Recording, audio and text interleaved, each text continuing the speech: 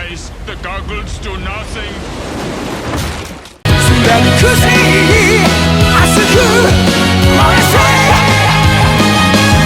最高最強のスーパースタ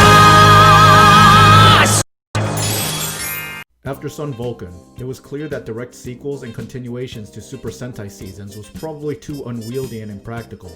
Plus the fact that everything wrapped up pretty neatly at the end of Sun Vulcan. So that meant it was a no-brainer for them to start fresh with the next entry. Sun Vulcan had done pretty well. Not as well as Denji Man, but it was still very popular.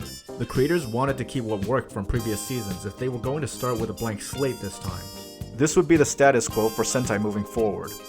New seasons would have nothing to do with previous seasons outside of leaving room for potential crossovers, while technically remaining in separate continuities from each other so that writers could have more creative freedom. So, on February 2nd, 1982, we saw the release of Goggle V!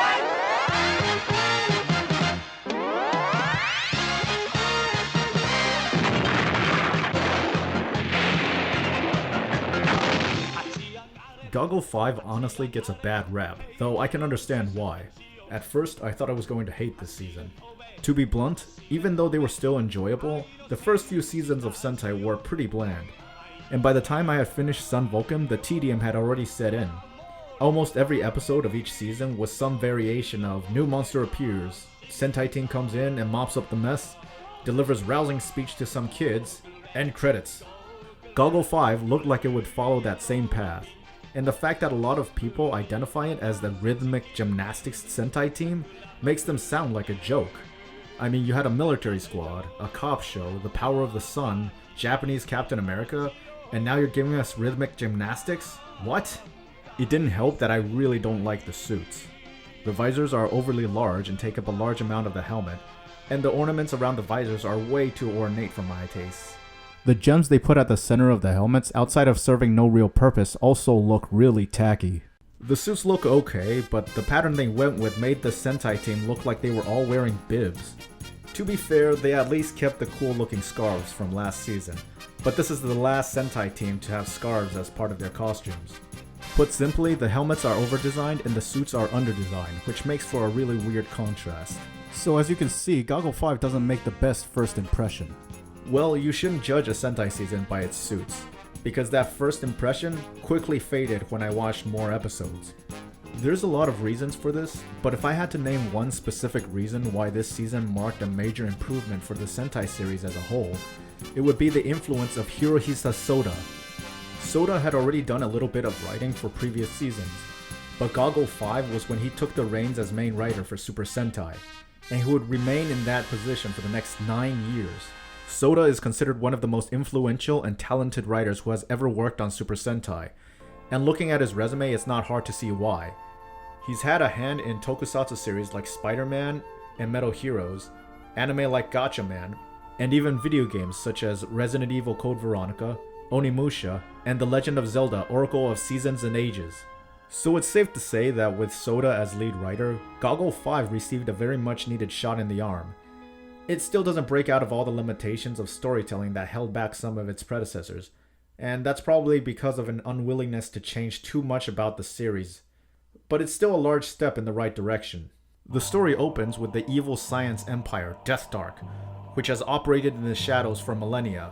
They've used their terrible scientific creations to cause the ruination and downfall of countless great civilizations.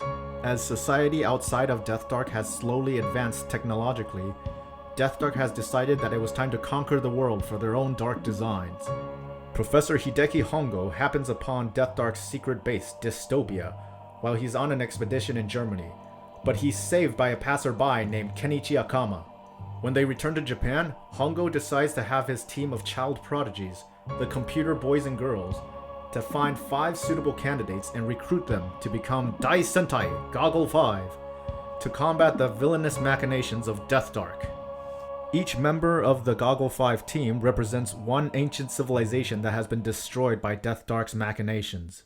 Kenichi Akama is a world-class explorer and is chosen to lead the team as Goggle Red. The ruby on his helmet represents the ancient city of Atlantis. He's honestly just another standard leader character who doesn't have much characterization other than that he's a good guy with a strong sense of justice. Kanpei Kuroda is an accomplished shogi player, and he works part-time as a janitor at Korakuen Stadium, which is where the team's flying fortress is stored. He's chosen to become Goggle Black, and the emerald on his helmet represents the ancient Asian civilizations. He's incredibly intelligent, and he's also the team's chief strategist, which is fitting since he's basically named after a famous military advisor from Japan's Sengoku era. He's the first true Black Ranger in the series, and the first in a long line of too cool for the team Black Sentai heroes. Saburo Aoyama, who becomes Goggle Blue, is a hockey player and aspiring inventor, though his inventions have the tendency to go horribly awry. The sapphire on his helmet represents the Egyptian civilization. He's the team's main tinkerer and gadgeteer, and does create a few useful pieces of equipment for the team, even if they literally blow up in his face a few times. He's also fond of kids to the degree that if any of them are threatened, he becomes scarily competent, more than anybody else on the team. Futoshi Kijima is chosen to be Goggle Yellow. He's a big guy and a hot-blooded zookeeper, but he's also really book dumb and has absolutely awful luck. The opal on his helmet represents the lost Lemurian civilization. He's the official comic relief of the team, and he's super strong, but he gets into lots of trouble because the universe apparently just hates him. His father left when he was just a child to find gold, whatever that means, and he left his mother to raise him on her own. So he has a lot of pent-up issues as a result. Finally, Miki Momozono is chosen to be Goggle Pink, whose helmet jewel, the diamond, represents the Mayan and Incan civilizations. The creators seem to have realized their mistake last season by not including a female team member, and they made up for it in spades with Miki. She's super cute and is the clear fan service character of the season, but that doesn't mean she's just eye candy. Miki is a star gymnast and an announcer at Korakuen Stadium. She's a master of disguise and she's incredibly competent. More than once, the team wonders if they should sideline Miki because she got hurt, only for her to immediately dissuade them from that notion. Each team member has a designated mission control analyst from the computer boys and girls, and the kids are also often involved with whichever children are important to the monster of the week in each episode. They're also supported by Sayuri Yamamoto and Midori Wakagi, who handle the day-to-day operations of the base. Once they've completely settled into their headquarters at the Future Science Laboratory, Professor Hongo departs on an expedition to Africa, leaving Goggle 5 and the computer boys and girls to fight Death Dark on their own. The Death Dark Empire is led by the evil Führer Taboo. His generals Deathkiller and Mazurka serve him loyally, with Deathkiller being the military brawn and Mazurka being the espionage specialist. Professor Iguana and Zadaria are bumbling henchmen, often competing with each other to defeat Goggle 5. This changes when Grand Marshal Deathmark is returned to life to lead the Death Dark troops. He's an Egyptian pharaoh cosplayer whose first order of business is to brutally execute Professor Iguana and Zadaria for their incompetence. Before Deathmark makes his appearance in the show, Goggle 5 seemed like just another standard Sentai season, but after he shows up, the comedic tones are much more understated, and Death Dark becomes a far more intimidating enemy. Eventually, Death Dark is able to gain control of a meteorite that emits Hitron energy, a powerful energy source, and they try to use it to wipe out all living beings on Earth that aren't part of the Death Dark Empire.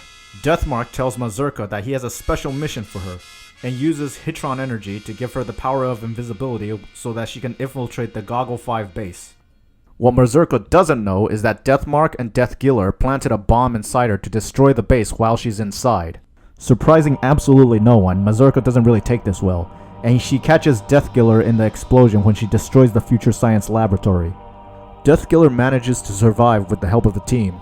The situation looks dire, since without the Future Science Laboratory, they have no way to perform any recon, and they can't call their flying fortress. When they try to repair what's left of the lab, Death Dark sends in a monster to destroy the remnants. Fortunately, Professor Hongo returns from Africa just in time, and reveals he has a backup lab prepared. It's not as good as the Future Science Laboratory, but the team is able to call upon their weapons again. Deathkiller demands the chance to prove himself in combat, and he gets blown up by the team for his trouble. The team attacks the Death Dark base, but Deathmark face rolls them and takes control of the Goggles Caesar. With their backs to the wall, the team launches a final desperation attack and immediately overwhelms Deathmark with their strongest attacks, then seizes back control of the Goggles Caesar. It's then revealed that Führer Taboo is actually the ultimate life form created by all of mankind's genetic sciences. It rises out of the castle and fights the Goggle Robo, even no-selling their ultimate attack, the Electric Galaxy Cut. Eventually though, their team realizes that this so-called ultimate life form has an ultimate weakness, the giant blood-red eye in the middle of its body. Führer Taboo then gets his eye poked out and dies, which causes the immediate collapse of the Death Dark Empire. Professor Hongo says that there is always going to be those who use scientific discoveries for evil, and it's up to the next generation to make sure that science isn't abused for selfish or evil ends. With the future in good hands, the Goggle 5 team leaves and returns to their normal lives. It should be fairly obvious by now that Goggle 5 is not a rhythmic gymnastics team, since the only gymnast on the team happens to be Mickey.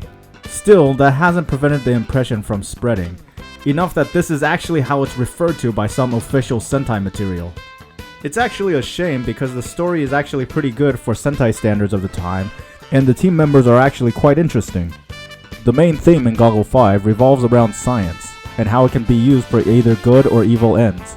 Death Dark is representative of science used for evil ends, and a lot of their weapons and tactics mirror real-world equivalents like biochemical warfare, atomic bombs, suicide bombers, and even eugenics.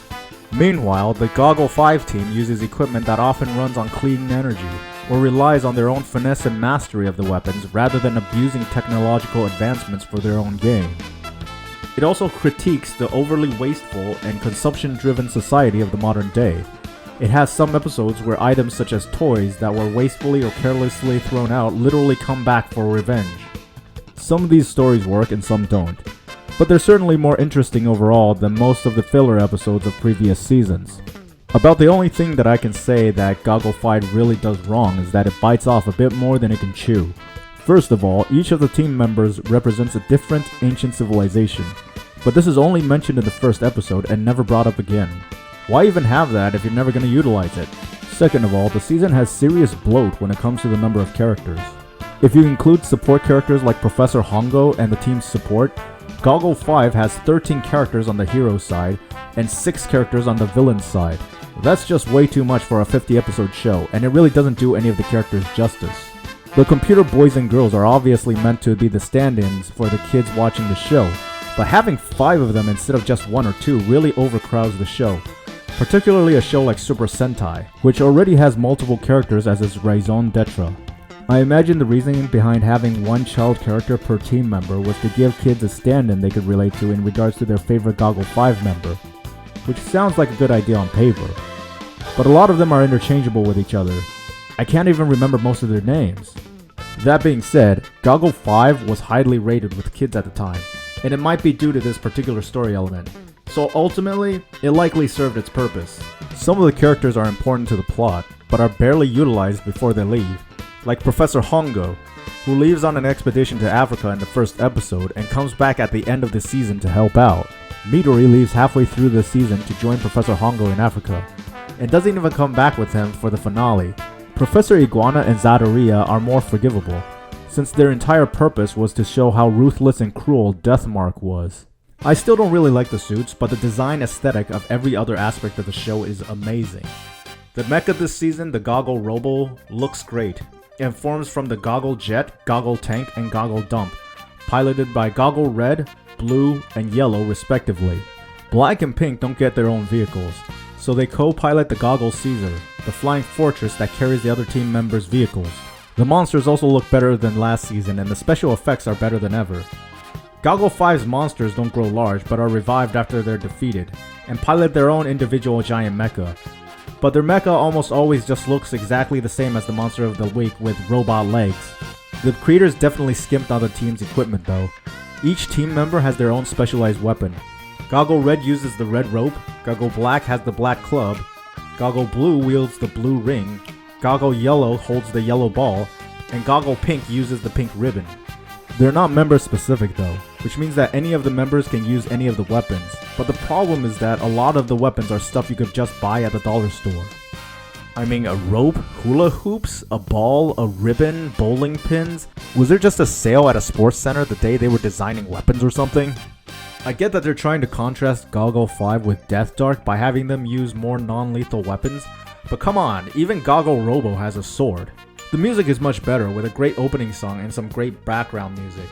Goggle 5 may have been rated very highly by children at the time, but the team's equipment and its reputation as a rhythmic gymnastics team unfairly biased people against it. And that's really a shame because it's actually a pretty great season. I mean, it's not one of the best seasons of Sentai, but it's a thoroughly enjoyable one, particularly for parents with younger children. The designs, effects, and action were all significant improvements over previous seasons. The writing was still a bit hit or miss, but Soda was clearly trying some new story elements while also doing his best not to change too much to avoid the risk of alienating fans. Goggle 5 also introduced a lot of story elements that would lay the groundwork for future episode archetypes in later Sentai seasons. For example, Goggle 5 is the first season I can recall that had imposter rangers. They didn't necessarily utilize it to its fullest potential, but it's an example of more interesting storytelling elements that set this and later seasons apart from earlier seasons. But this is just the beginning of Soda's run on Super Sentai as main writer, and Super Sentai saw even more improvements during his tenure. His next season is even better. Next time we'll take a look at his follow-up season, Kagaku Sentai Dynaman.